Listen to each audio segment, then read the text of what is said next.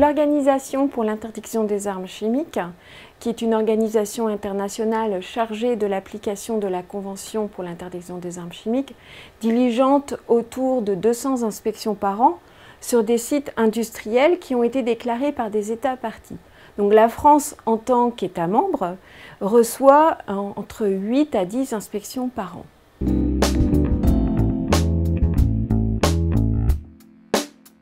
Alors pour ce faire, l'OIAC adresse une notification à l'autorité nationale française, qui est le ministère des Affaires étrangères, et cela dans un délai de 48 à 120 heures en fonction donc, du tableau.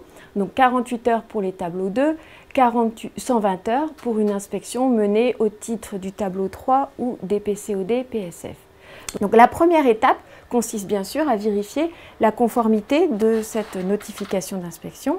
Cela est fait donc par l'IRSN qui, au plus tard, 1 heure après réception de la notification, envoie un fax au ministère des Affaires étrangères européennes qui, lui, accuse réception auprès de l'Organisation pour l'interdiction des armes chimiques. Une fois cette vérification achevée, un accusé de réception donc, est adressé par l'autorité nationale à l'OIAC.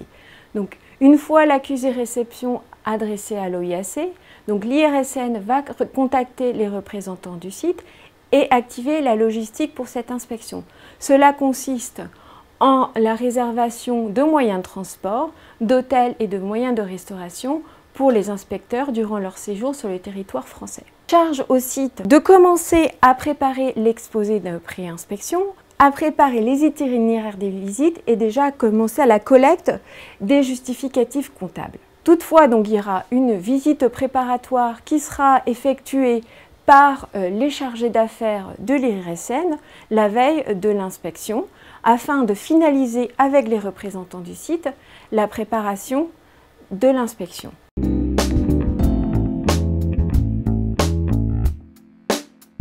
Le premier jour de l'inspection, dès leur arrivée sur le territoire national, les inspecteurs de l'OIAC sont accueillis par une équipe d'accompagnement qui est constituée par des chargés d'affaires de l'IRSN qui sont désignés par les pouvoirs publics comme représentants de l'État français. Donc va s'en suivre une réunion dite de point d'entrée, réunion durant laquelle les inspecteurs vont remettre leur mandat d'inspection et durant laquelle l'équipe d'accompagnement va vérifier la conformité du matériel apporté par l'équipe d'inspection. Une fois cette réunion de point d'entrée achevée, les inspecteurs vont être conduits aux abords du site, et cela dans un délai maximum de 12 heures. À leur arrivée sur le site, un exposé de pré-inspection leur sera présenté par un représentant du site. Cet exposé visera à les informer des activités menées sur le site.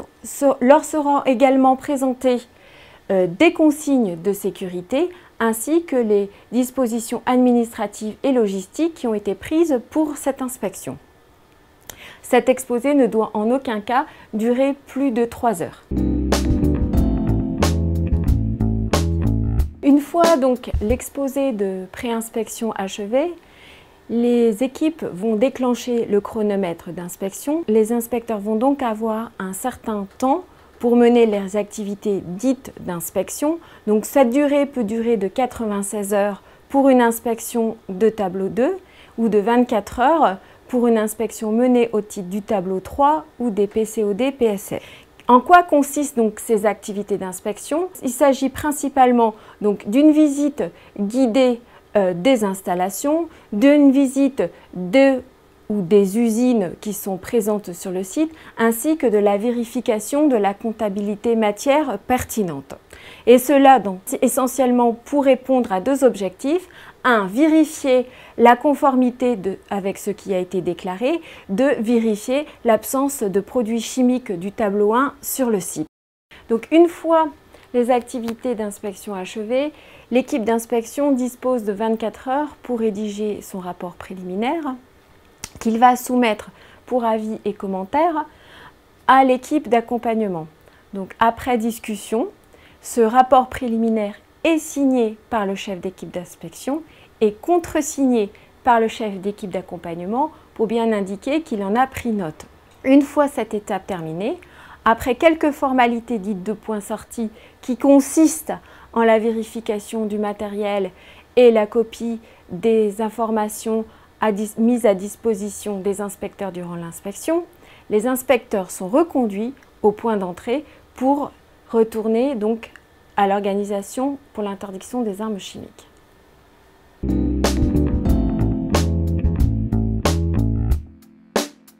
Une fois de retour au siège de l'OIAC, donc à La Haye, l'équipe d'inspection dispose de 10 jours pour finaliser son rapport final et le soumettre à l'autorité nationale pour commentaire.